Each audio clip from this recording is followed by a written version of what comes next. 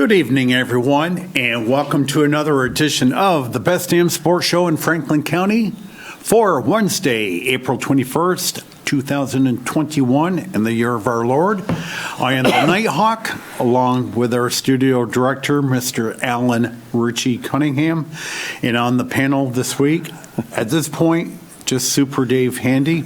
Now, Duke is on his way back literally from South Carolina. He called Richie about an hour ago, and he was in Whitehall, New York.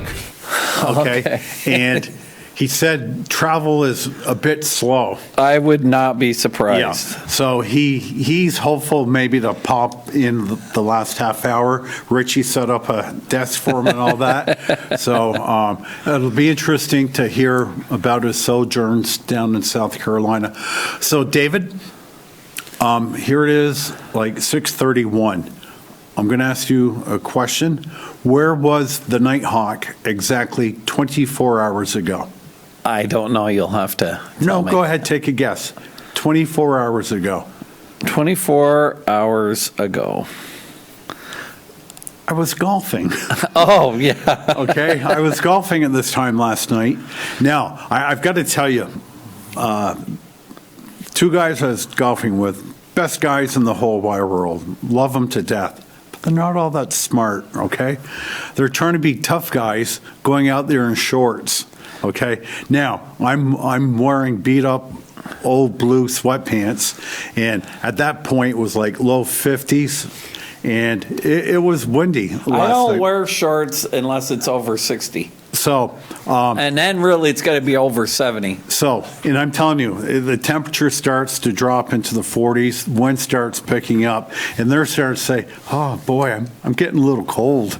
And I'm saying, oh, I feel great in my old sweatpants here. Oh, no. So, but it was nasty. And David, my body has not ached a twitch at all this year, except for last night that cold air got into my back, and the back was sore, and I rarely ever take that ibuprofen, whatever that's called, so I took 4 of those, and that kind of calmed the old back down. This weather today. How many inches? Do you have any idea? Well, I think it all depends how far up you are. Down here at the garage, I don't think we got more than an inch. But at my house, which is a little higher, we probably got 3-4 inches. Okay, because my home is only about a mile away from your dealership. Boy, I like to think I got about 3 inches, but the further up you go, and then what's really wild is it's actually freezing on the roads now, and it's supposed to be under 30 tonight. So could be really messy coming home. I think we'll be very lucky to see Duke. I do too, but I think he's bound and determined to make it. So before I get rolling, David, and we didn't see each other before the show, I was going to ask you this, but you're here, and I'm going to ask you. Okay. So, as you know, I put my vehicle away around December 1st last year because my garage was not built due to the high cost, triple price of lumber. So I said, well, I'm just going to put it away for the winter. So I put it away, and last Thursday I went and picked it up. So again, certain things I'm really smart at, other things I'm not all that bright. So I'm get in the vehicle and say, hello, old friend. So I'm ready to push my start button, and I'm thinking it's going to go, like, please don't try to start me. Please don't try to start me. David, I push that button, starts right up after 4.5 months. So, but that's not my question I have for you. So when I put it away, you know how the oil gives you like percent? Right. So I think I had, 6 to 8%, and I said, perfect. Once tank season's done on the 15th of April, I'll go over to Handy's and get my oil change, inspection, blah, blah, blah. Well, lo and behold, of course, they extended tank season, rats. And so I picked my car up, and David, it says, change oil soon, or check oil. So I push the buttons, and it says, you got 0%. I don't think it means you have no oil. Right. But what happened during those 4.5 months where it was like 6 or 8%, and now Well, if you were at 6% before, then I could see how it could go to 0. I think there's a time thing, not just a mileage, because oil degrades as it gets older. But most of the time, the oil life monitor depends on the amount of mileage you drive, which isn't very many. But sometimes too, more stop and go will use the oil up quicker. Like if you went from here to California, you might get 10,000 miles between the oil change. If you just drive 2 miles every day, like to the golf course, you may need an oil change in 3,000 miles. Yeah. So that's what happens. Okay. But there's some algorithm that somebody's figured out that's on the thing. Your oil probably isn't any worse than it was 4 months ago, but because of the algorithm, it's telling you need to change it. Oh boy, I lost my train of thought here. But basically, I'm just going to the golf course and back, which is about the total of 3 miles. Right. So it's not a big yank. So, okay. When's the NFL draft? Is that this week? Well, the NFL draft is a week from tomorrow night, the 29th. Okay. That'll be the first round. And I believe Friday night will be the second and third round. Then Saturday afternoon. Boy, they really stretch that out, don't they? They used to do the first round and second round, and they found out people like watching it. Now, I'll tell you what they did change, David. By this time of the year, they'd always have the NFL schedule out by now. Now they make it a big deal. I think it's like May 11th is the... Don't they already know what the schedule is? Well, already? they know what teams Or are they know playing. who you're going to play. They just don't tell you what time you're going to play. Right. Okay. So, and... They've really... they're all Hollywooded up. Oh, David, I was trying to find the right adjective. Kudos. They're really into themselves, and I mean, they think their poop doesn't stink and all that stuff. However, with that being said, I can't wait for next Thursday night to. Now, our friend Deshaun Watson, his girlfriend has been doing some Instagrams or something, and she's quite aggressive in denying that he's a bad person. So I think, as a matter of fact, she did an Instagram where she was giving everybody the finger. Okay. Well, I'm a firm believer of due process. I'm an old-fashioned guy. You are like Joe Biden? No. And believe that Derek Chauvin was guilty before the trial was even over? No, I'm a due process, innocent until proven guilty.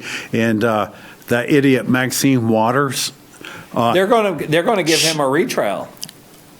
Because you can't do that. Even the judge said, now if the judge had some real balls, he would have did a mistrial because they weren't sequestered. And I followed this trial 0%, okay? Didn't follow me neither, at all. But when it came down to the finals yesterday, you can't have. How did they not sequester? How can you not have?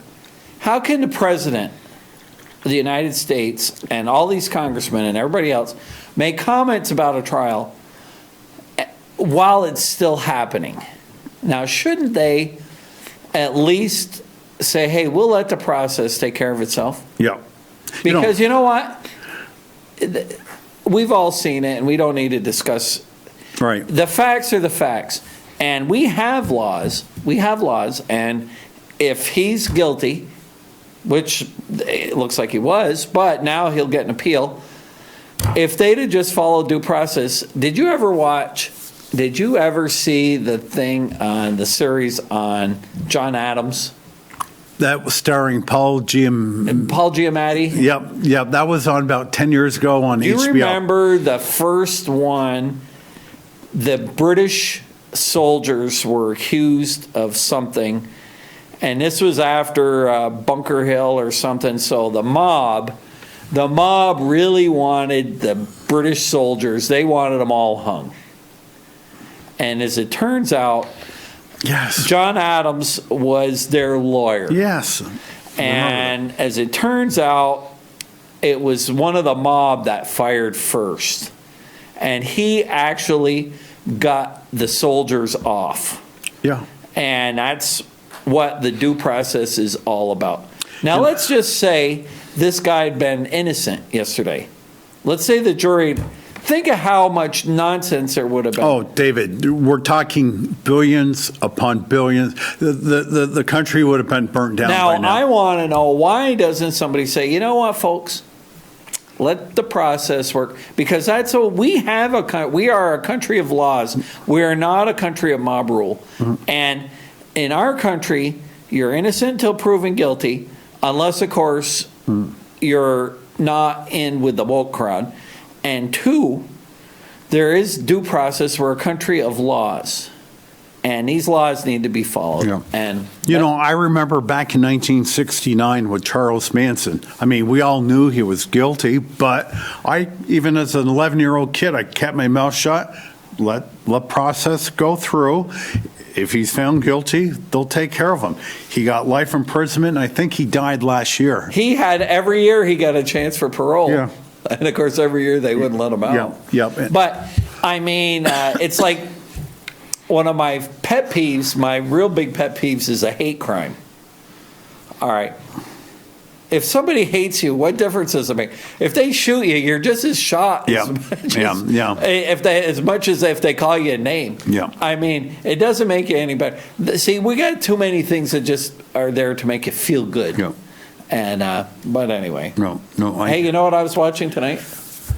Jerry Seinfeld. Besides that, I watched a little bit of the women's golf. They've got some tournament lately. You know what they've been doing is they've been playing their tournaments starting on Wednesdays, and they're done on Saturdays. Oh, that's pretty smart. And I watched last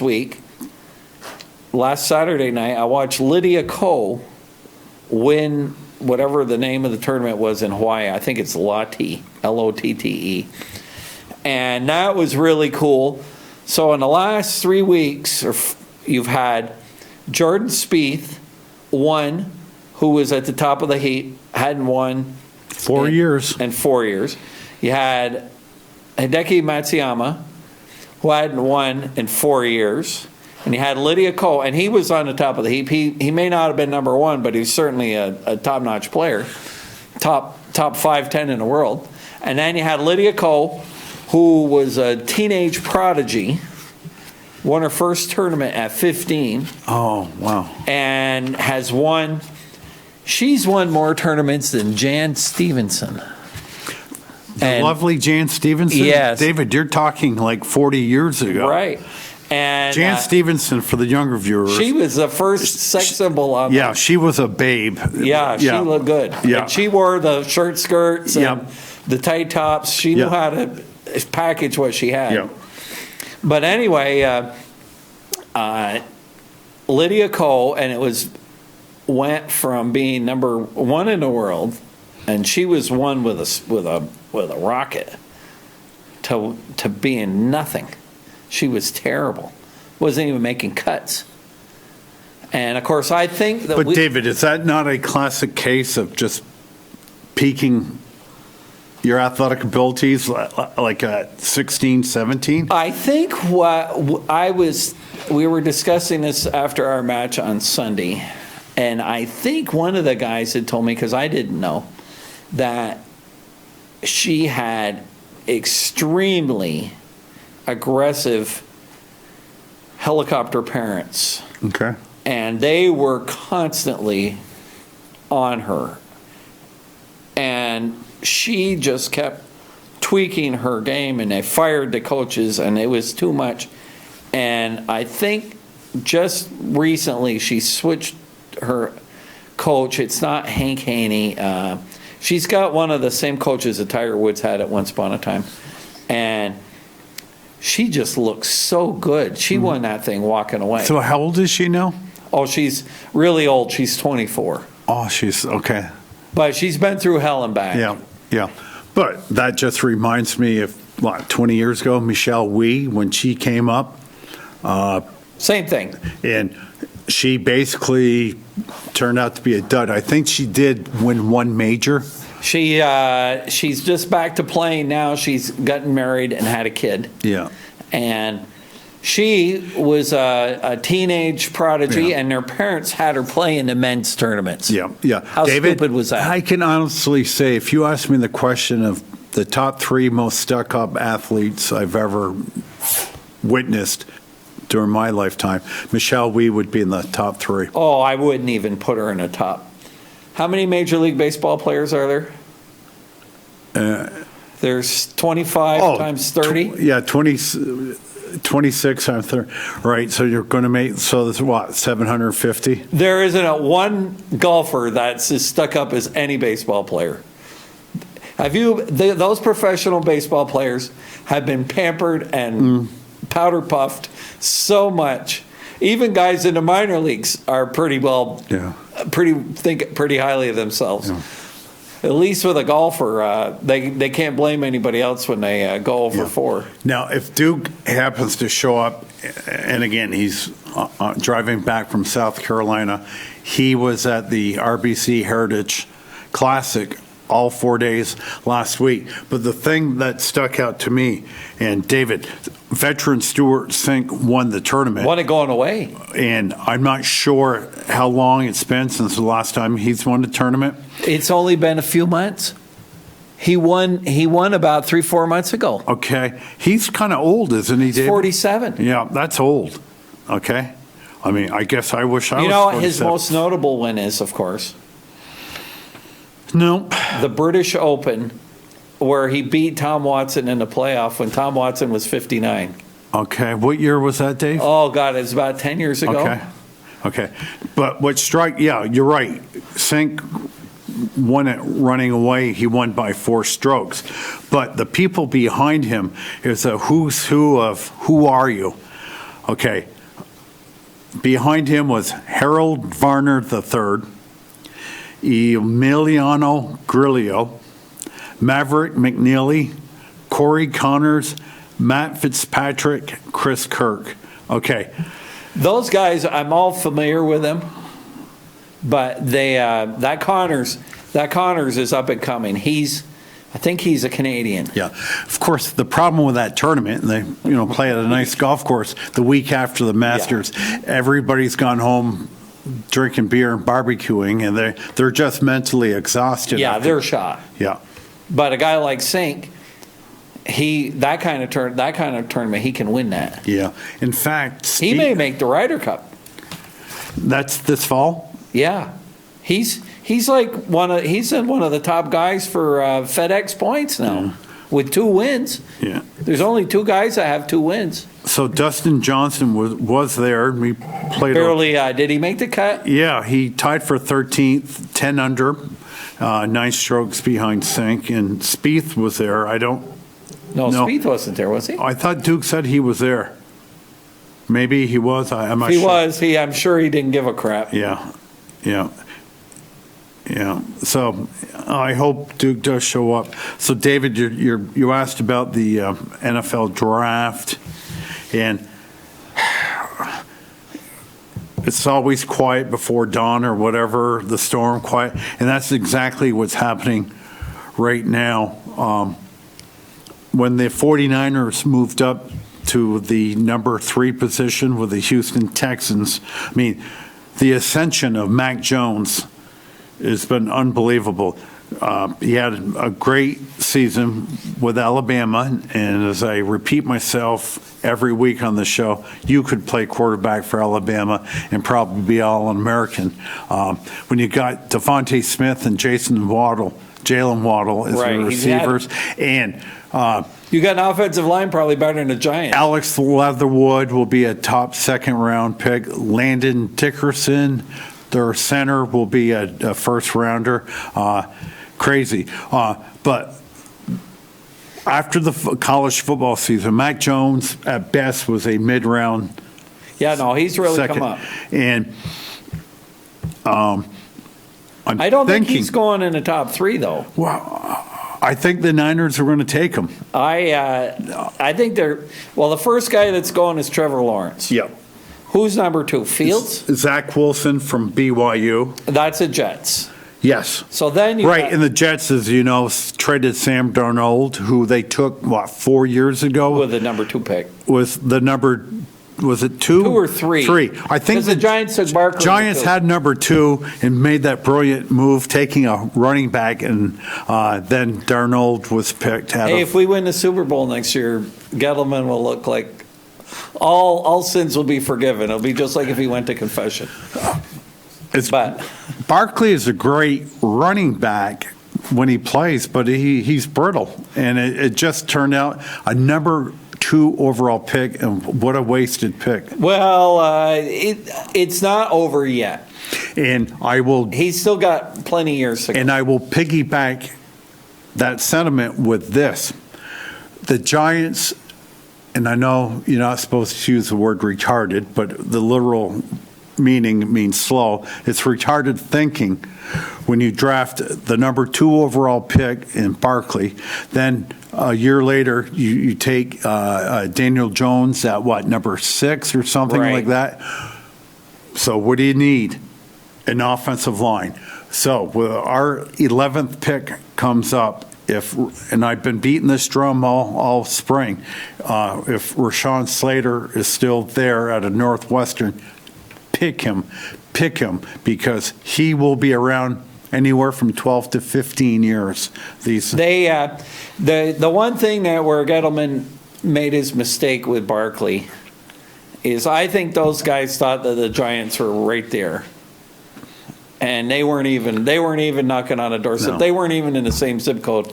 So what they should have done, Barkley would have been a great piece for a team that had everything, that all they needed was a running back. Yeah, and just to show you how devalued a running back is, this year's draft in the first round, I predict 1 running back, and I'm trying to Najee Harris out of Alabama, Yeah. Now, what maybe about- going to Pittsburgh. Now, what about this big tight end everybody's talking about? Kyle Pitts out of Florida, the yearly generational. Yeah, this guy is like 6'6", and on this particular mock, David, I'm looking at, they have Atlanta picking 4th, taking a tight end. On the 4th pick. I'm going to sit here, and boy, I may make a Nighthawk guarantee that the New England Patriots picking 15th will, in fact, they never do this. Bill Belichick is well known for trading down and accumulating picks. I'm predicting Bill Belichick will trade up to either the number 8 spot, which is held by Carolina, or all the way up to 4th, which is held by the Falcons. They want a quarterback. They didn't really go after Jimmy Garoppolo. What about Matt Ryan? Why couldn't they pull a trade? Well, Matt There's Ryan. talk that the Falcons. But the Falcons still like Matt Ryan. I think he's 35 years old. And David, one thing I've learned the last few years with Mr. Tom Brady is all of a sudden 35 years old isn't all that old anymore. Well, Rodgers still looks good. Right. What is he's 36, I think? 36 or 37. Yeah. So Matt Ryan actually still plays pretty well. They just don't have a very good team around him. So if maybe the Patriots could pick him up, but it'd be interesting to see what the Patriots are going to do. Only God knows. Because I can't believe Cam Newton is their answer. I think Belichick is stubborn enough to go in the season with him. Now, if they pick up like a Trey Lance out of North Dakota State and let him ride the bench, have the clipboard in his hand, and I personally think the Patriots have a pretty good football team this upcoming season. Well, they went all in for this season. Yes, they spend a ton of money. That's why I think they need a good quarterback. Right, and they're only lacking the most important position of all sports is a quarterback. So if they do go with Newton, and one thing I will say, he certainly cannot play any worse than he did last year, and they still were able to win 7 ball games last year. You have to remember we're playing 17 games this season. I don't think he can throw. I think his arm's gone. He had to be one of the worst rated passers. I always thought I had the weakest arm in the world. And that's why, David, I played center field. Mickey Rivers. Truthfully, because when I started playing softball, we played for like 15 years, is what's the shortest throw to second base? Right. Center field. You don't want me put me down on the lines and something. You're like Mickey Rivers or Johnny Damon. Yes, right. Johnny Damon was a great fielder, but just had no arm. So getting back to the G-men, most mocks have him taking Jalen Waddle, wide receiver from Alabama. The conventional wisdom is Devontae Smith will go before him. They have him listed as 170, but I'm willing to bet he's probably closer to 160, which is hard to fathom playing in the NFL. Or could he be like a Tyreek Hill? Is he that fast? Well, he just runs great routes, and that's one thing I don't think is really discussed enough. And I'll take the Giants receiver Darius Slayton. About 6'4". I like him a lot, but there's one thing: he does not run good routes or create separation. That's the most important thing a receiver needs to do. This 4.35 speed, it looks good at the Indianapolis Combine and stuff. But, how often are you, in this day and age of modern football, you're really throwing these bombs? It just doesn't happen anymore. And Tom Brady, as great as he is, he's a dink passer. The Giants, though, they haven't had a burner in a long time. And if you look at Kansas City, Tyreek Hill's incredible. But we did pick up John Ross, former number one pick of the Bengals, who was an absolute flop a flop of the Bengals. I think when he came out of college 4 years ago, he literally was the fastest guy at the Indianapolis Combine. But as I said, football's different today when we were kids, because you remember back in the late 60s when we had Fran Tarkenton and Homer Jones? Oh, yeah. I mean, it was bombs, and we just say Darryl LaMonica, the greatest nickname, the Mad Bomber, and Al Davis liked the vertical Cliff game. Branch and Fred Biletnikoff. And Warren, there was Fred Warren, I'm trying to remember. But yeah, they had the vertical passing game is what they. Yeah, and I'll tell you one thing the Giants haven't had, David, and you'll be remiss to remember: screen passes. When's the last time we? Well, you can't run a screen if the other team doesn't think you're going to run. Right. You gotta have the threat to run. But you also have to have the right offensive line to carry. And the Giants' passing game, for the last couple of years, they don't get open. No. The reason why Jones gets sacked so much is he's got nowhere to put the ball. Thank you, because that's what I was just saying, is, the ability to run a good crisp route and create separation. Now, let's look at the now recently retired Julius Edelman. David, you probably could beat him in a foot race, but this guy knew how to run a route. Yeah, he did. And that's the mental part of the game is... and people have to remember about our New York Football Giants. Collectively, we've had the worst record in football for the last 4 seasons.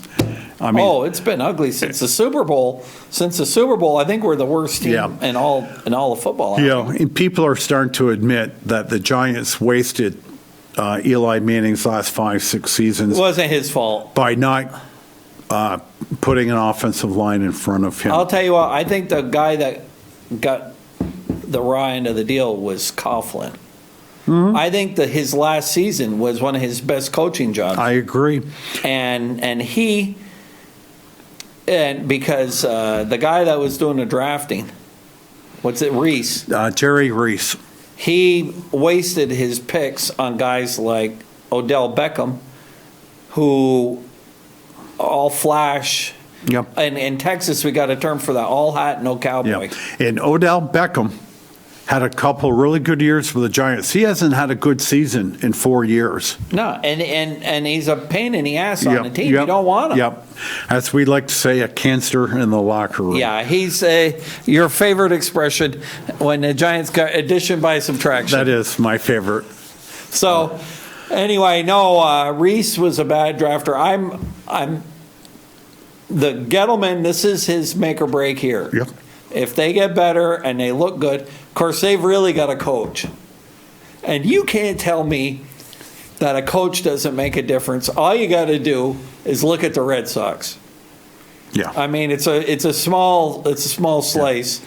It's early. Yeah. But Cora is a hell of a lot better manager than a guy he replaced. Ron Renicky. But, getting back to Coughlin, I love Tom Coughlin. I mean, he was old school of old school, and the reason they fired him was because of their young offensive coordinator, Ben McAdoo. They did not want to lose him. So they let Coughlin go, and they should have let McAdoo go. Right. And, some people are great lieutenants, just great number two people. Right. But they don't possess that skill of being. Shermer, same thing. Right. Oh, boy. Well, you know what got Coughlin, I think what got Coughlin canned was a game against Carolina where Odell Beckham was a complete idiot, and Coughlin didn't even notice it. And they asked him about it. He did exactly say that. I didn't see that. Anything. Yeah. And if he didn't see it, 80,000 people in the stands saw it, and the millions that were watching it also. Now, in defense of him, the worst place to watch football games on the sideline. You just. But somebody's got to tell him, hey, Beckham's right out of his head. Yeah. Get him off the field. And that was Josh Norman, who we got into. And I think Norman played with the Buffalo Bills last year. He hasn't been he signed with the Redskins, a huge contract. And he's been nothing. And he was nothing with them and played with the Bills last year. And I don't even believe he signed with a team at this point. So that Carolina Panthers team was a good team that year. That was the year they went 15-1. Carolina did make it to the Super Bowl, right? Yes, that was the year they lost the Super Bowl. Cam Newton was MVP that year. Yeah. Yeah. The other guy, too, David, safety, Landon Collins of the New York Giants, signed and he was great in the box. I didn't think he was a terrific cover guy, but boy, what a monster in the box. I'll tell you what, though. He signed a huge contract for the Redskins. Nothing. Redskins have made more bad contracts. If you go all the way back to Dexter Manley, you can think of every $100 million guy they've signed. Who was the other defensive lineman they paid $100 million to? Oh, and he washed out. Probably the biggest flop ever was Albert Hainsworth. Yes, it was $100 million plus. And first day of camp, he couldn't run sprints. He was so out of shape. Terrible. That team. Of course, I like Riverboat Ron, their coach. He's a good coach, and he never got his just due in Carolina. And got that defense for the Redskins. They've got a good. They and the Giants are the two best teams in that division. If you took the Dallas Cowboys offense and the Washington. I'm still calling them Washington Redskins defense, there'd be a Super Bowl contender. Like, you got Montez Sweat at one end, and that kid who they picked first from Ohio State, Chase. Help me out here, boy. Chase Young. Thank you. Okay. Yeah, and he. Oh boy, they're terrific. And they have a new quarterback this year. Fitzmagic. Exactly, right. I don't know why didn't the Patriots sign Fitzpatrick? I could not agree with you more. The Dolphins, Fitzpatrick was playing MVP-like with the Dolphins last year. Of course, they drafted Tua at a very high pick, and they wanted to get him in there. On paper, it looked good, but the Dolphins were playing so well with Fitzpatrick, they never should have. That guy got better. Remember, we were talking about him I think his career earnings now are up to about $80 million. Oh, yeah, at least, yeah. Which isn't bad for a guy from Harvard. But, he makes a lot of sense for the Patriots. Agreed. I would take him all day over Cam Newton. Yep, I agree. Because what the Redskins could do is, maybe draft a quarterback in the second round, like a Kellen Mond out of Texas A&M. But again, that joker they thought that was going to be better than Daniel Jones. He's gone. That's he came from my Ohio memory. State. Yeah, help me, Richie. Dwayne Haskins. Dwayne Haskins. Thank you. He signed, in fact, with the Carolina Panthers, but the guy put zero effort into his trade. The work. The work on the field or in practice is so inconsequential compared to learning the book, watching videos and all that. It's getting there at 6 a.m, 2 hours before everybody else. He put no effort into it. He lost me when they had a game that they'd won, and there was about a minute and a half to go or 2 minutes to go, and they were doing the victory formation, and they couldn't find him because he was fooling around out in the stands. Okay. So they had to have a different quarterback go in. Now, you tell me, how unprofessional is that? Yeah. Boy, it was last year, right, during the season. It wasn't last year. It was the year before. Didn't they cut him last year? They cut him last year, but the year before. Right. But, I'm talking mid-season. They just cut him. The guy's fooling around taking selfies. Yeah. Yeah, so crazy. And I'll be glad to see, hopefully they'll get rid of the end zone camera where they all come and take their picture and all that. Oh, I hate that stuff. I just hate it. I don't know where the professionalism is gone. David, what's the old saying? Act like you've done it before. Hey, you can talk all you want when the game's over, but celebrating every play. I think we were talking about this a couple years ago. They replayed the New York Jets Super Bowl, the 50th anniversary of the New York Jets Super Bowl. And you watched that game, and they played it in the entirety. No dancing, no baloney. The guy makes a play, a guy makes a tackle, they go back to the huddle, they go back and play, they score a touchdown, they give the ball a referee.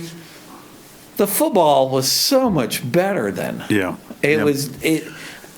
There's just and I don't know why I feel like I'm the only one. You and I we can't be the only ones that see that. But David, in baseball, when a guy hits a home run, which pretty much all the home runs are about 450 feet now, but for them to stand there in the box and watch it, then just take their bat and flip it it's just.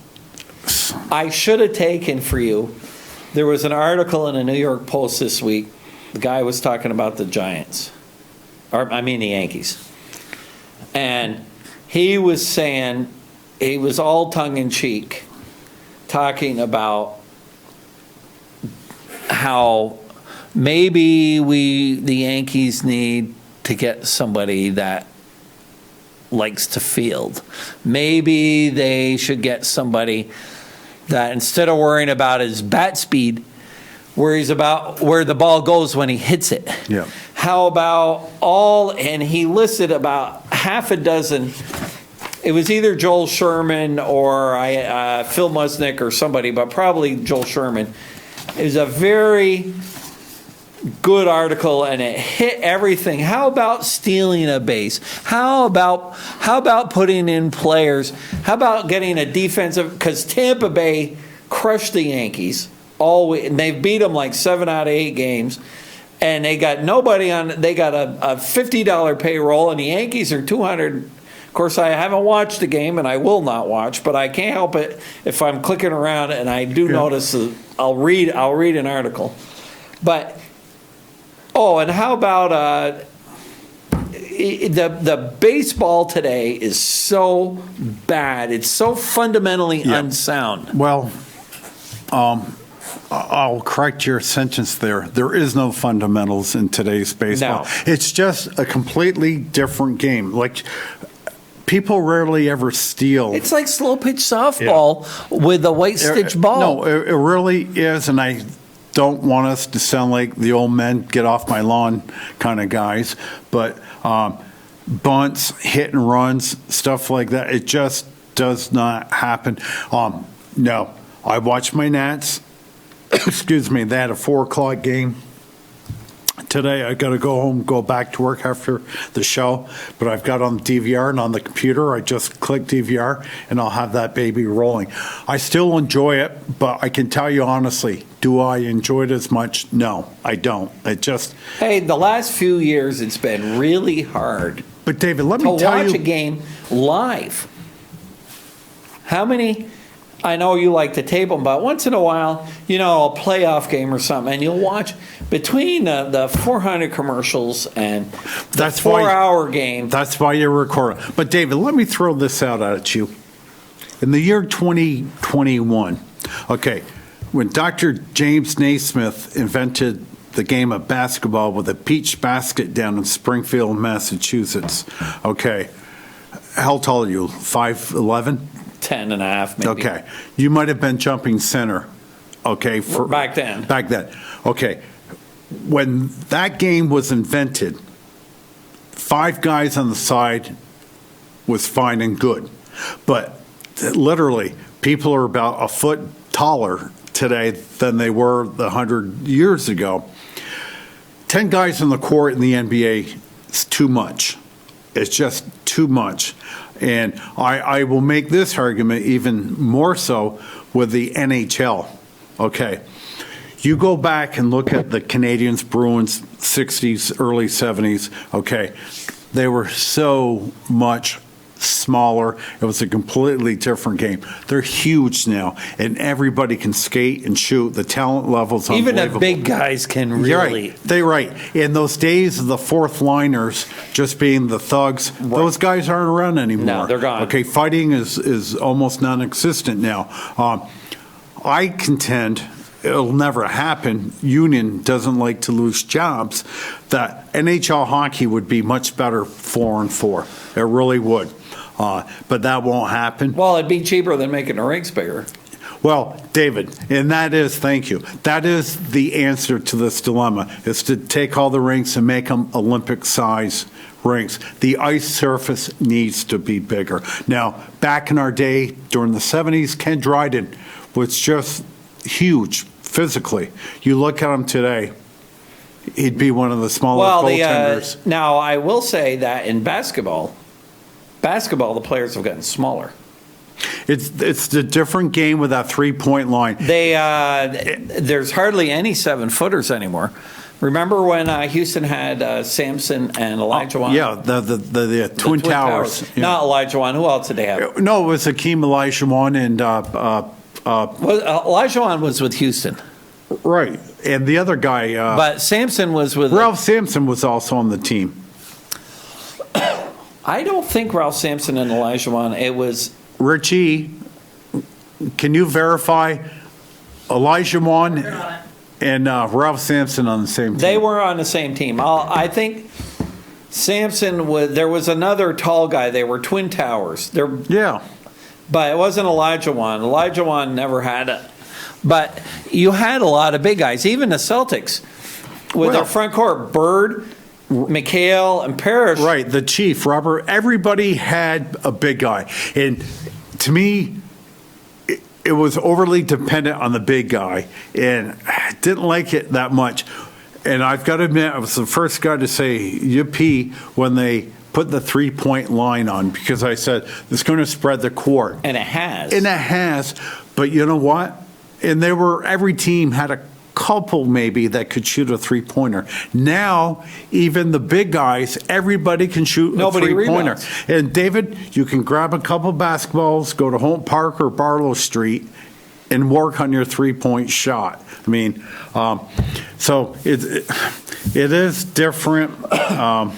Like football, What I'm looking forward to, again, I want to see your granddaddy's football. I want to see the Giants' offensive line succeed, and I want to see the focal point on Saquon Barkley, the running back, which is not today's football, okay? I want Kenny Golladay, our new $18 million a year wide receiver, more or less be an afterthought. I just want the Giants to say, oh, you don't want to play this team. They just physically beat you up. They maul you. It's like the Green Bay Packers in the Lombardi era. Yeah. They ran the power sweep. Yeah. You knew it was coming. Try to stop it. David, you look at the Green Bay Packers of the 60s.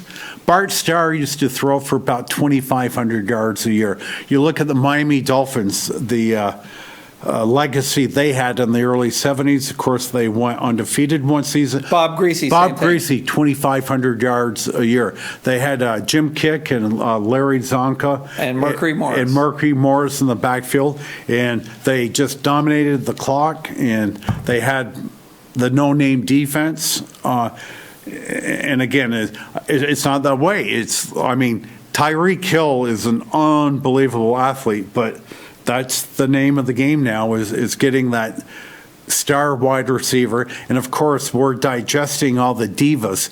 They're just horrible. Well, you know what? We've kind of come back to the original football back at turn of the century when they had this single wing and you had a ton of motion.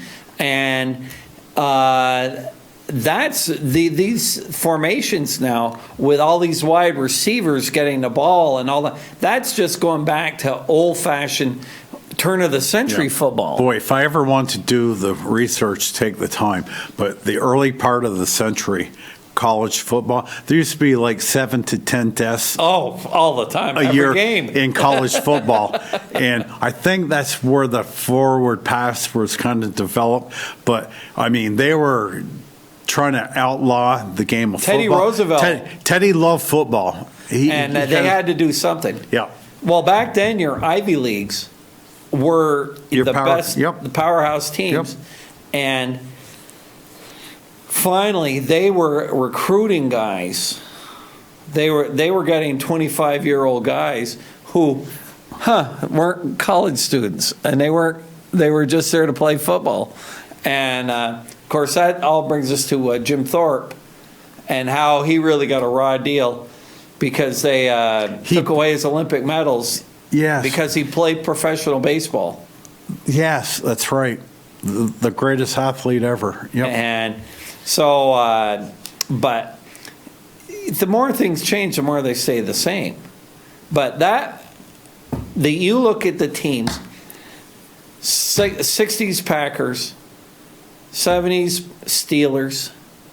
Terry Bradshaw didn't throw that much. Thank you. That's another good one. Right after the Dolphins' dominance ended, the Packers won, 4 Super Bowls? Or the Steelers won 4 Super Bowls I'm sorry, in the 5 years. Steelers. Right. And Franco Harris was their main guy, and Lynn Swann was a Hall of Fame receiver. But if you check his stats, David, they weren't tremendous. Now, and the Giants were in the 80s. And that was a powerhouse and team. David, what was their success? Otis Anderson, Joe Morris. It was all on the running game. And they should have won if they hadn't had that strike the next year. Mm-hmm. The Giants were loaded that year, but they lost 3 games because the NFL had scabs playing. Yeah. And that really killed the Giants. Yeah, between that strike and the year your good friend Plaxico Burress went to the nightclub and shot himself in the leg. Those were 2 seasons the Giants blew. Right, and I really believe that season, and the Giants might have... They were 10-0 before he shot himself, right, yeah. Right, they might have been like 12-1 or something like that, and... We've had Super Bowl teams, but I'm watching this team and saying... They were loaded. Nobody's going to beat us this year. They were good. And Plaxico was great, and he was your tall receiver, and that's what the Giants are hoping for with Kenny Golladay, to just throw the ball down in the red zone and let him get the red zone's been killing them. Yes. Yeah. And that's why I think they get that tight end, too... from Minnesota. Yeah, with a bad foot. Yeah, you're right. Yeah. So, David, I do want to ask you about the New York Yankees. Now, a month ago, I sat here and I spouted off by saying, Yankees, I mean, forget about it. I mean, and I might have even said something like, why even play this season and just put the Dodgers and the Yankees in the World Series. So as we sit here, the Yankees are toiling in the cellar. What's up with the Yankees? Well, I got a feeling. I'm not, like I said, I haven't listened to one game, but I do read. I think, I'll tell you what, I think Boone's in the hot seat. I did see headlines, people claiming they want his head already. Well, I'll tell you what, he's, what's the word I'm trying to think of? He's an excuse maker for the players. Okay. They play lousy, they do dumb things, and I'll give you an example. Aaron Hicks sat out last week because of some stupid thing. He's hitting like 100. Giancarlo Stanton is hitting like 100. They got judged. They all strike out. I blame anybody? I blame Cashman. He put together a team that's not a good team. They're too right-handed. They don't have any left-handed hitters.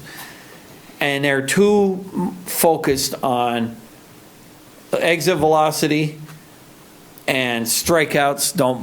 Strikeouts are killing. They leave men on base. Every time I read, there are 1 for 12 of guys on base or 1 for 15, Yep. and they play the game. They're poster children of what's wrong because their pitching's been pretty good. David, what's really queer about this whole scenario is we're literally 10% into the season, so you certainly don't push the panic button. So the Yankees have played 16 games. So I'm looking at the Yankees in the cellar. I'm thinking, wow, their pitching must suck.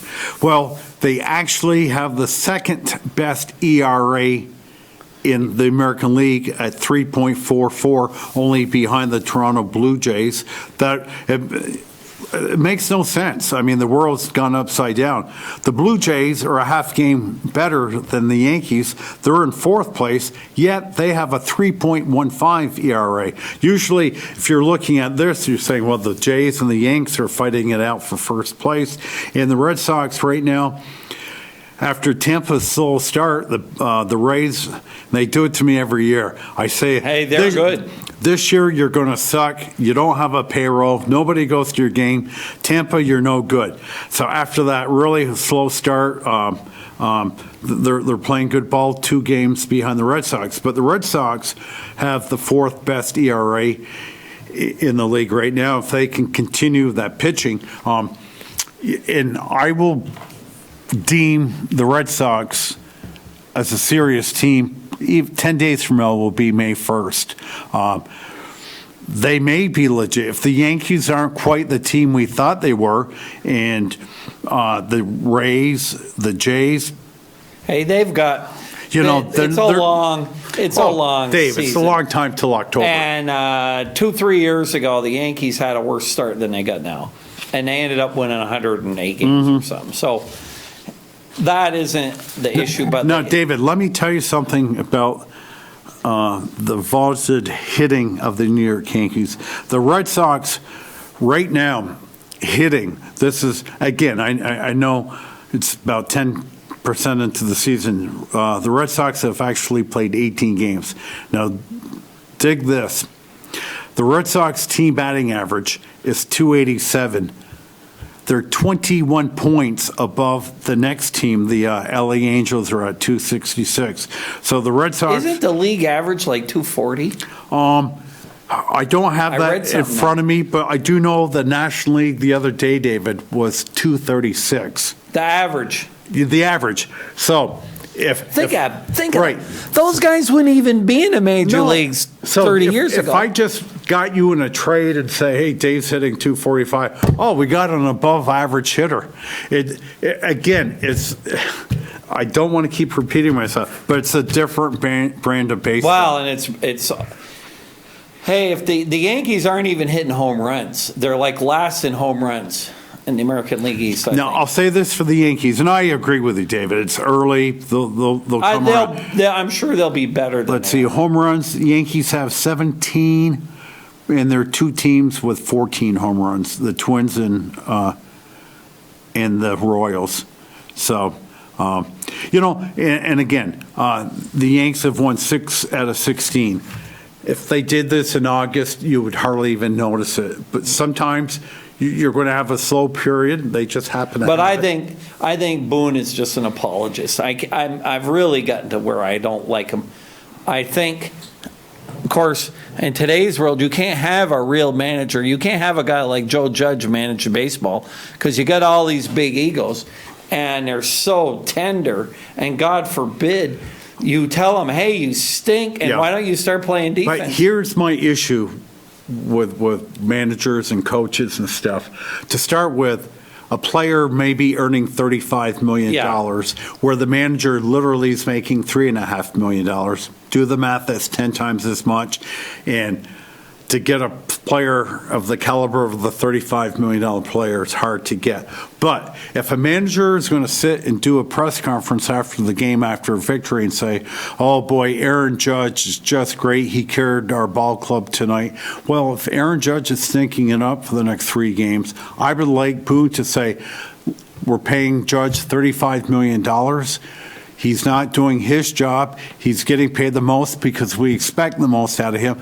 They're afraid to talk like that. They don't say anything. And I don't particularly. It's like the NBA. The coaches in the NBA. Name me a coach who's like Phil Jackson, who supersedes, his resume is better, or Pat Riley. Is there a coach in the NBA today that the players would say, "You know what, I'll play for this guy because he's a winner"? Yeah, very few, and that's the sense I get, David. If you're a white coach with about 80% black players, they will start it up with, "Don't throw your white Even privilege." Doc Rivers didn't take him long to. They threw him out of San Diego. The player or L.A. L.A. The players stopped playing for him. Yeah.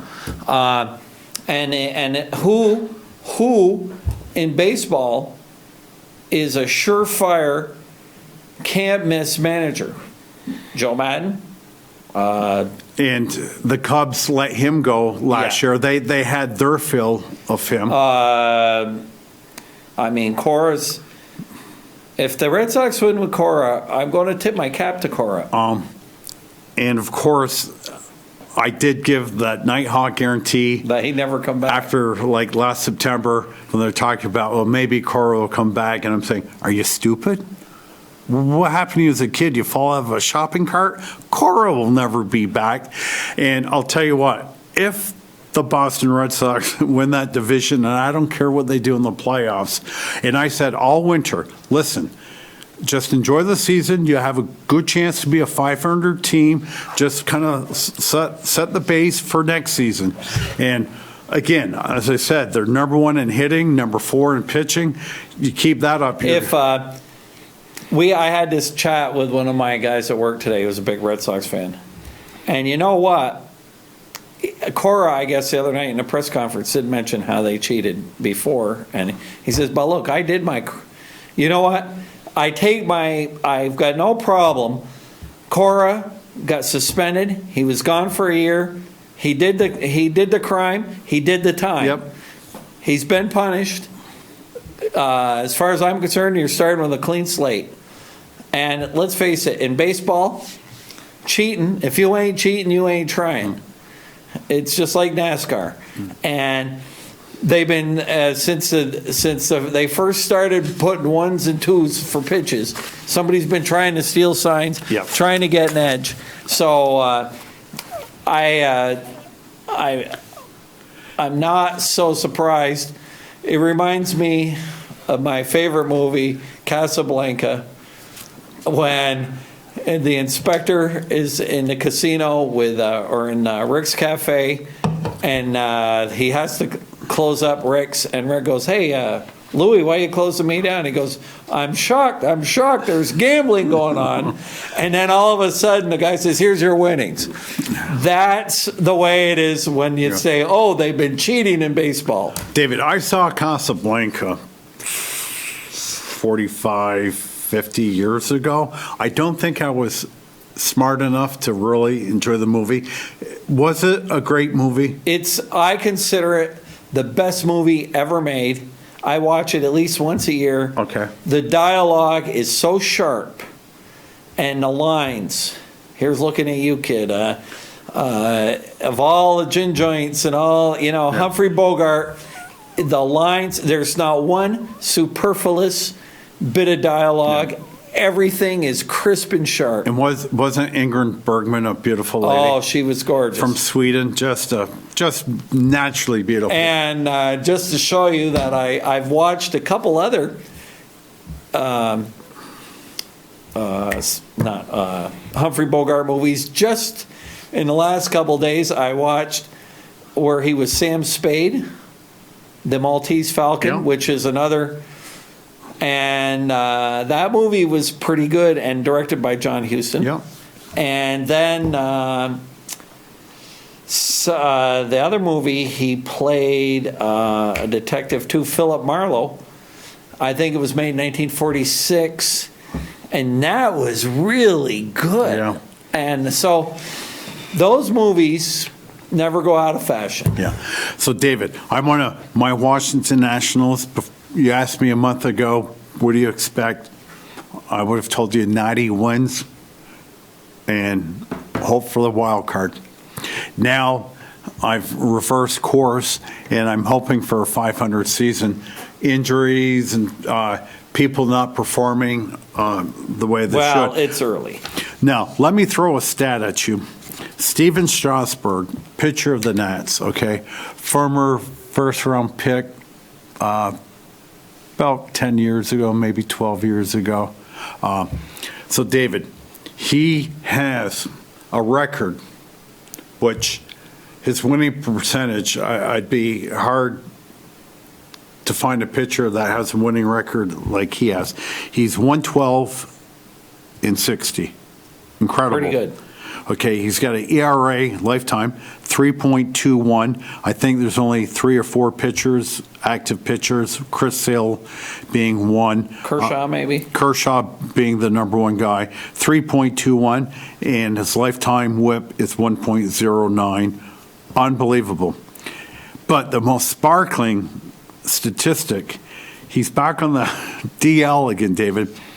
His 13th time. Wow. On the guy, mosquito bites him, he's on the DL. I mean, he should have won 200-plus games during his career, should have been a Hall of Fame pitcher, but I can't put him in the Hall of Fame unless he finished his career injury-free and all that. But last year, David, he pitched 2 games, 5 innings, and that was the first year of his $35 million a year contract. Think about that. You're paying a guy $35 million a year for 5 innings.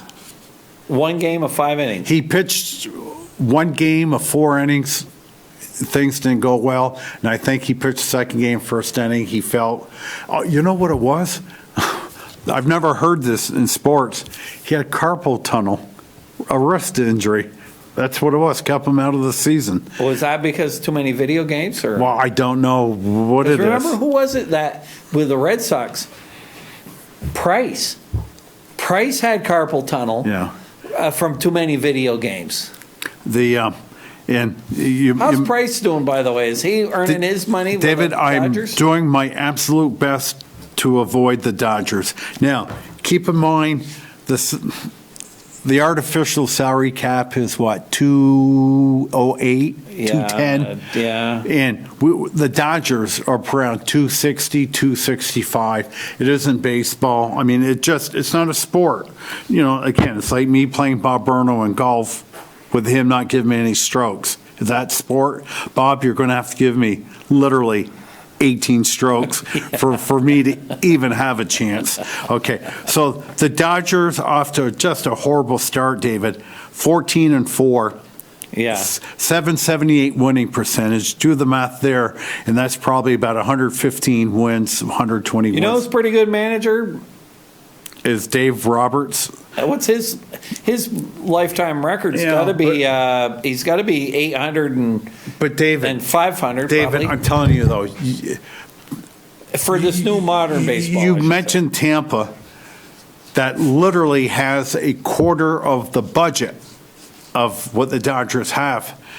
It ain't sport to me. And we know the CBA is done after the World Series. They have to come up with a new contract. I don't know if you're predicting a work stoppage for next year. It's hard to say.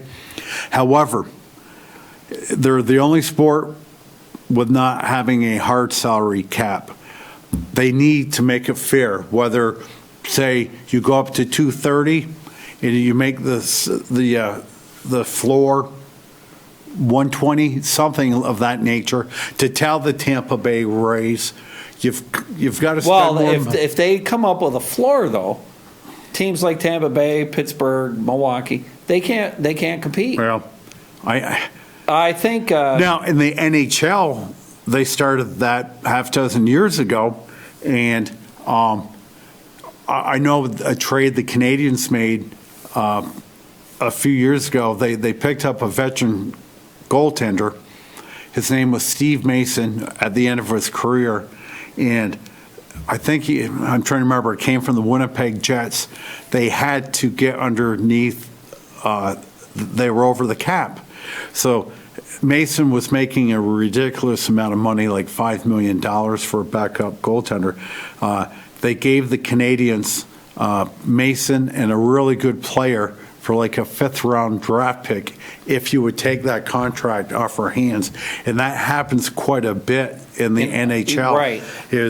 Or a scenario, we didn't make the floor, David. Say the floor in the NHL, I don't remember, say $60 million, and they're at $55 million.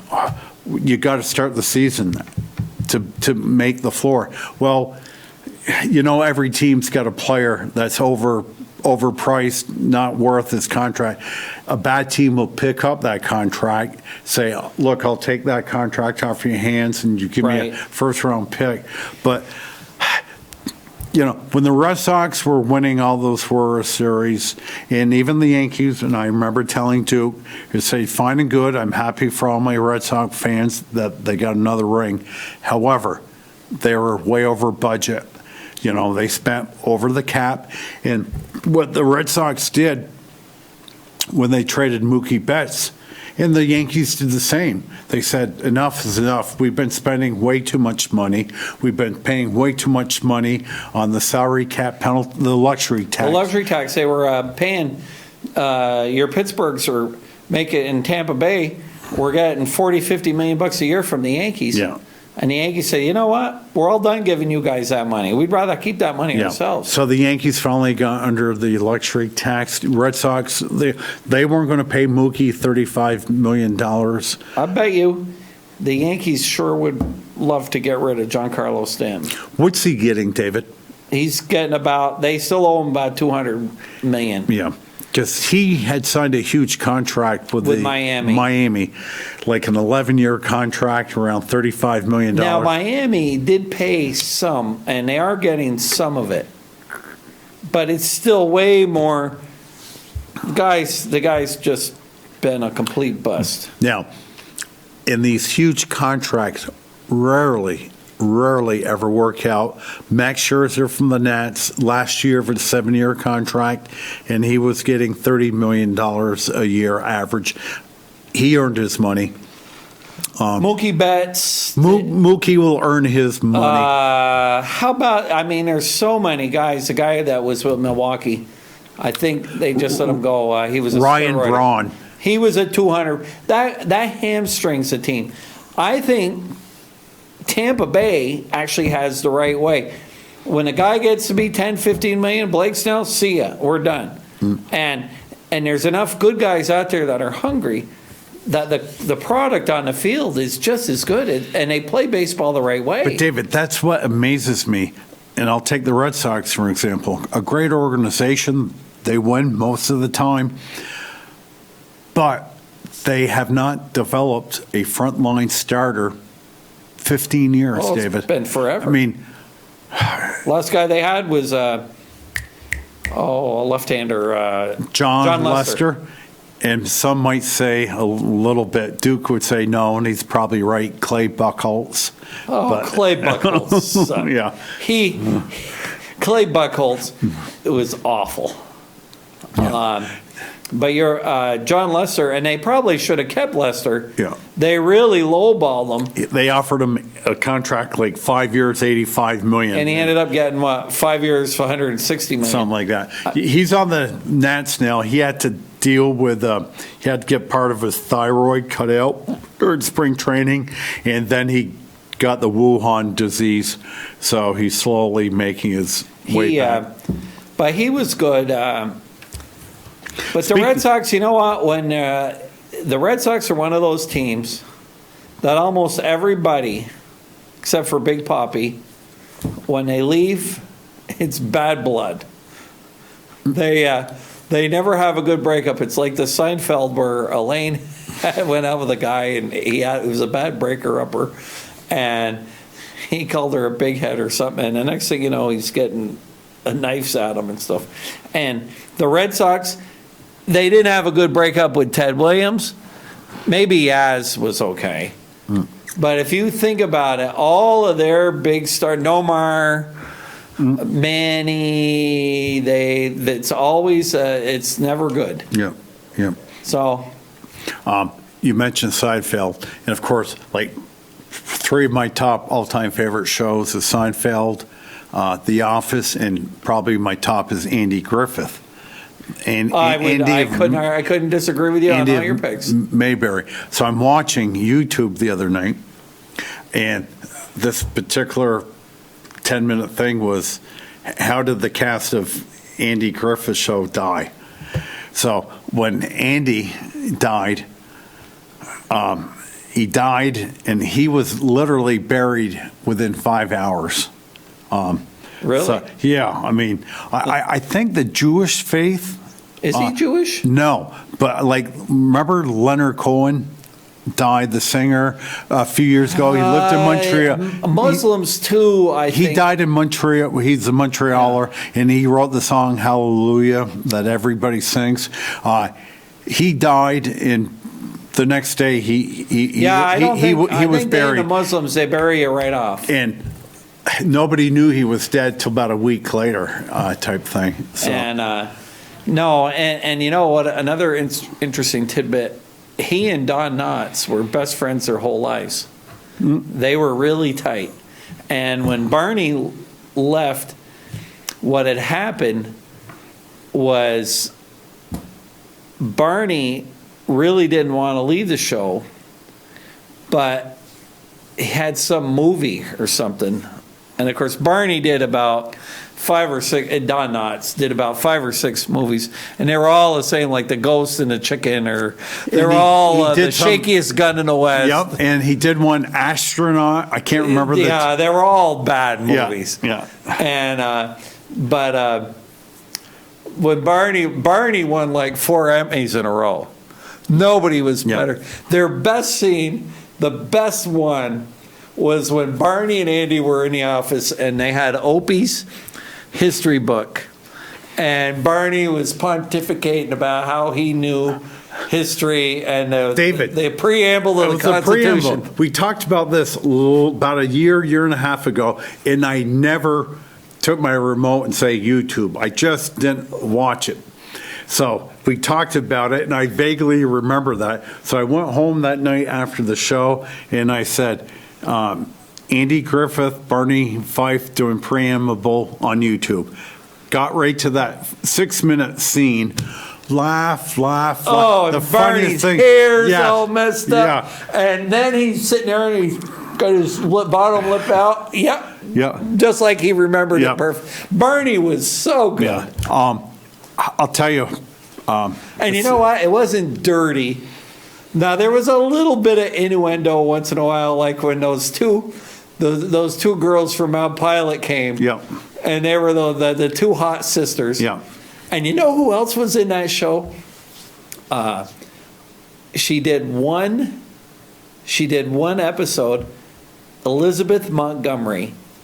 The Bewitched girl. And she came into town, and she was a manicurist, and she was working at Floyd's barbershop, and they showed her walking, and boy, she filled out a skirt, and it was all TNA, and what happened was that Floyd's, once Andy first, because nobody was going to get a manicure, then Andy finally went in and got a manicure, then all the rest of the guys. And then by the end of the show, the line was out into the street because all the men wanted to have her do their fingernails. Now, if you remember the first season of the show, Andy's girlfriend was played by Eleanor Donahue. Yes, she was a pharmacy. Yes, and she played on Father Snow's Best. Yes. And when you watch the show, you could there was absolutely no chemistry, nothing. And of course, he eventually, what was it, Helen Crump, the school teacher? And I think, David, and I hate to besmirch our good friend Andy, but I think he had an affair with her. Really, in real life? In real life, yeah. Well, do you remember, there was another one that came on who was a shooter. And Andy, this is early. This is pre-Helen. And she was a world champion skeet shooter. And she didn't want to show it, but finally she and Andy got They went out skeet shooting. Yes. No, Andy there was quite a few girlfriends, but Helen was in a movie called The Blob. Okay.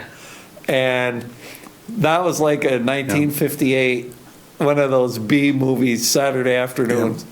But the greatness of Andy Griffith was to see where the star was. He stepped back and said, this is really Barney's show. You know, I'm just here to set him up. Played the straight I guess man. he and Aunt B weren't real tight either. No, she turned into she did live in North Carolina and became a recluse and became a cat lady. Oh, really? Yeah, and Andy said he did go unexpectedly visit her, and the house is in pretty rough shape and all that. Now, Ron Howard certainly turned out all right, and Ron Howard was one of the few. Oh, there he is. There he is. There he is. We're all set. Ron Howard was one of the few child stars to actually grow up normal. His father was a character actor in many shows. Yep. And of course, his brother was in a show Gentle Ben. Clint Howard. Clint Howard was in a lot, and Clint, if you notice, Clint is in a lot of Ron's movies. Yes. So, Duke, what are we talking about? Ron Howard and Andy Griffith. Duke, you have 12 minutes. How was the golf? How was the? Golf was great. Today was some of the toughest driving of my life. Today was just brutal. It's awful. New York Thruway. Terrible. I mean, it got snow in the Northway. I'm glad I left with snow and came back to snow. But as soon as I got on the Thruway, right, Mahwah, New Jersey, Suffern, New York, I think the cold front was just coming through then. Just sheets of rain, heavy truck traffic.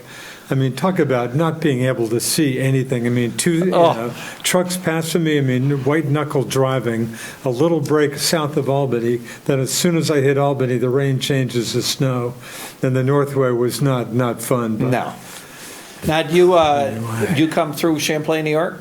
Or did you go 22A? Yeah, 22A. Okay, that's not a fun road either. No, but that was a piece of cake. As soon as I got off the Northway, I felt like I was home. I woke up this morning at about 4, left my hotel room oceanfront Ocean City at 7, got the 8:45 Cape May ferry, and then hit Garden State Parkway and started heading north at about 10:15 or so. So, Duke, I opened the show asking David, I said, Dave, where was I 24 hours ago? I literally was at the golf course golfing last night at this time. And now, so Duke, we have 10 don't let me keep going with sports. Pull out your canvas and paint me a picture of your week at the RPC Heritage. Yeah, the Heritage was great. I got a picture of Stuart Sink here and his son Reagan. Good payday for his son. You know that, and his son was caddying for him. I mean, caddies, I guess, typically get 10% of earnings. Yeah. Stuart pocketed almost 1.3 mil, so I can only assume Reagan pocketed about 130,000 or so. I think he was going to go to college and then decided, no, I want to caddy for my dad. And Stewart has come back to life big time. His second huge, win. Huge. Of course, Stewart was the guy who beat Tom Watson. They talked about his one major win, Tom. Such a sad ending for Tom. I think David was telling me Watson was 59 years of age. He was 59. Yeah. Just needed, a par on the last hole? He needed a par in the last hole, and he hit a beautiful shot. And of course, the greens were like this. Wow. And he hit it about a foot further than he should have. Really? And remember, it rolled off the edge. I can't picture it. And he No, chipped really. it. And he didn't hit a great chip, but he Wow. still had about 4 feet away. Which he missed. And of course, his putting in later years was suspect, anyways. And Stewart Sink, nobody wanted him to win. I'm sure. Oh, yeah. And they love Tom over there. Yeah. They love Tom. Yeah. So But Duke, Anyway, but you- the you walk onto heritage was great. You walk onto the grounds. So, Yeah. the course looked like it was Of in course, beautiful boy, the thing shape. that might have killed you, it was a little painful for me. They were right on you about masks. Masks were required on the course for spectators. So I was wearing a mask I was here typically 9 to 5. A lot of times I'd bag the 17th and 18th, which get pretty, and start having I love my post, my Frosties at the marina just a couple minutes away. But the course is in good shape. Again, they beat it up. Aside from Stewart Sink, the winners usually comes in at about 13, 14 under. And Emiliano Grillo, I think, came in second at 15 under. Varner.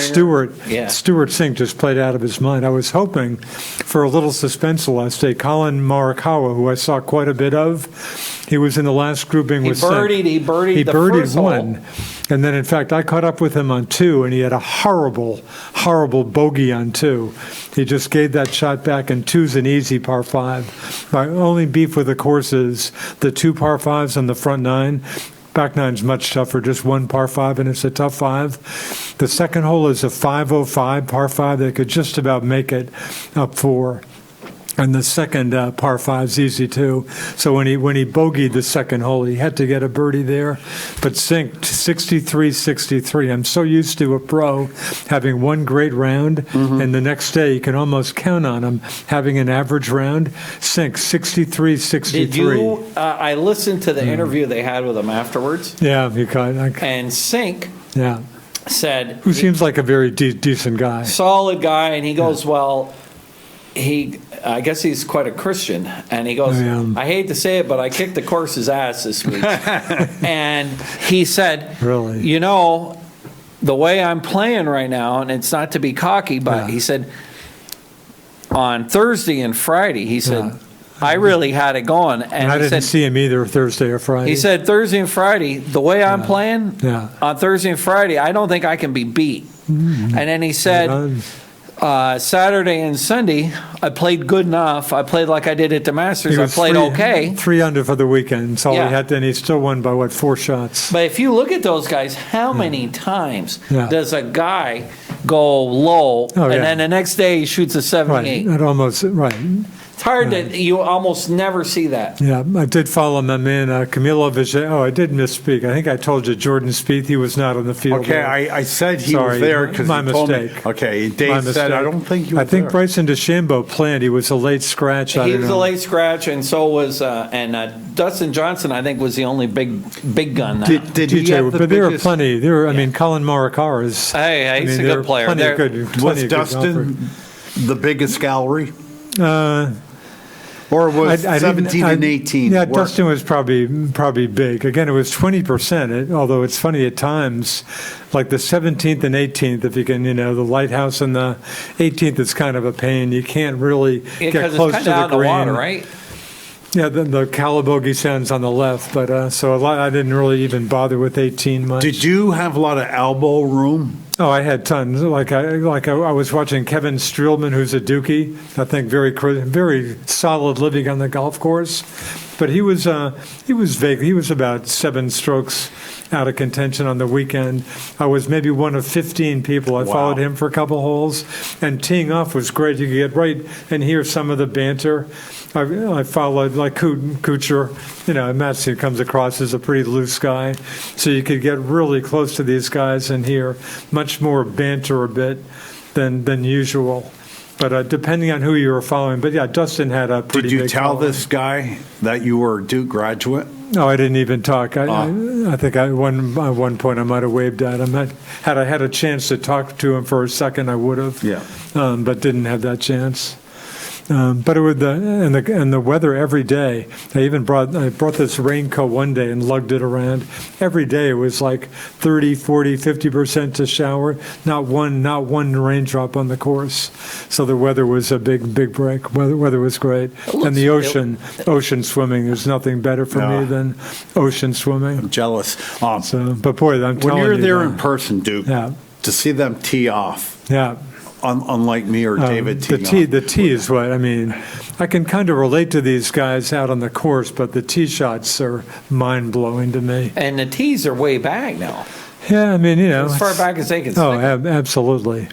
Yeah, the tee shots. I just feel like I cannot relate to these people at all. So the par 505, it's not It's a big deal for driver You you. can picture it. iron. It's a nice looking. I mean, it's a beautiful course. It's kind of a dog leg ride. It'd be a little hard to make it a 4, but it's an easy. I mean, most of the players are like in front of the green, or in one of the green side traps in 2. But anyway, but the main casualty at tennis was a casualty. No fans at the. I was in Charleston one night.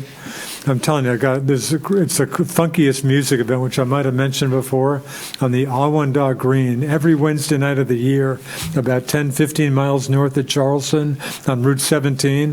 If anybody's going to be down there at any time of year, talk to me. It's cool, and I talked to the guy who runs it. Eddie White, he's the Charleston dentist, I think, was impressed I was down from Vermont. But it's the funkiest scene. $10, BYOB. There's a really good store very close to it, good food and stuff. But it's like 4 or 5 bands, 6 to 10 p.m. every Wednesday of the year. Wow. I guess the pandemic knocked them out for a while, but they came back, and I just can't tell you what a cool night. Of course, the guy, Eddie, threw me off a little bit. Not like me, I'm not the biggest drinker in the world, but I had a couple of Frosties at about 9 o'clock, and I was there like at 5:45. I was one of the first people and their chairs, people have little fires. It's just funky. It's so Wow. cool. But at about 9 o'clock, Eddie gets on the mic and says, "Hey, folks, when you're leaving, be a little careful. There's a Charleston County deputy sheriff right across the road." Not that I was, anywhere near .08 or whatever it is in South, but still, it was a little concerning. So, Yeah. anyway, but that's a really cool event. How unusual is it to sit and listen to live music? For me, and again, I tend to ignore music, unlike you, Huck. You give music so much attention, and it was great. It was a Great. really good, and I don't know if you can punch them up, 40-mile detour out of Raleigh. I think I know good music when I hear it. These guys were good. The first band was bluegrass, but just such a cool scene. I mean, just so southern kind of. You missed a good rain. I didn't. I hope. I'm afraid to look at the Friday and lake. Saturday, Really? we had big rain. Is that right? Serious rain? Yeah, because it was an old-fashioned nor'easter. Really? And of course, this thing here today, we're getting a lot of moisture out of this. You got Duke, some. You I got think some. the lakes come up a little I bit. can officially tell you, because I knew Let me he guess. was coming in. 96.4. 96.78. Yeah, that's a little better than I Okay. thought. And the water temperature is at 41.7. Really, and usually, I mean, coming back from this trip, the ice has just gone out. I mean, usually at the end, when I'm back right now, the lake's usually right at about flood stage. At We about needed 100 this feet. weather about 3 weeks ago, Yeah. and it would have saved our maple syrup season. Which took half a crop. Half is a what I crop was. to 60% is about the You can going be rate. sure I brought some good Franklin County maple syrup. I saw my cousin Brooke Pearson, who lives near Beaufort, South Carolina. He and his wife took me out to lunch in Hilton Head, and they got some good Vermont maple syrup out of it. And I just finally, baseball, I've been totally consumed by golf, but I just listened to Red Sox pregame for about an hour plus. Red Sox taking a beating early on, but actually a good start.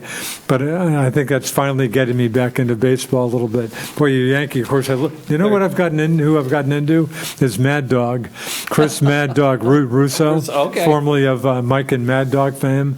But he's got a Sirius XM show. Oh, yeah. But he's pretty entertaining. They, But the Yankees taking a pretty big beating. But Oh, they they're won terrible. won yesterday, huh? They're terrible, but We talked about it a little bit, but Yeah. I haven't been. I haven't watched a game. Haven't listened. Geez, sorry, you So- guys. Sorry to wipe out the rest of the show, Yeah. but great to Duke, see you. Oh, we're glad to have you back. Thanks Good for to be popping in. back. And next week, I've got to talk to you about Jabari Parker on the Celtics. So that's Really? yes. Wow. So Duke, thanks for popping in. He was in South Carolina this morning, in St. Albans, Or Maryland Vermont this now. morning anyway. So for Richie Cunningham, our director, Super Dave, the Duke on the Nighthawk. Till next week, everyone. Remember, you do not have to be a great athlete to be a good sport. Ciao for now. See ya.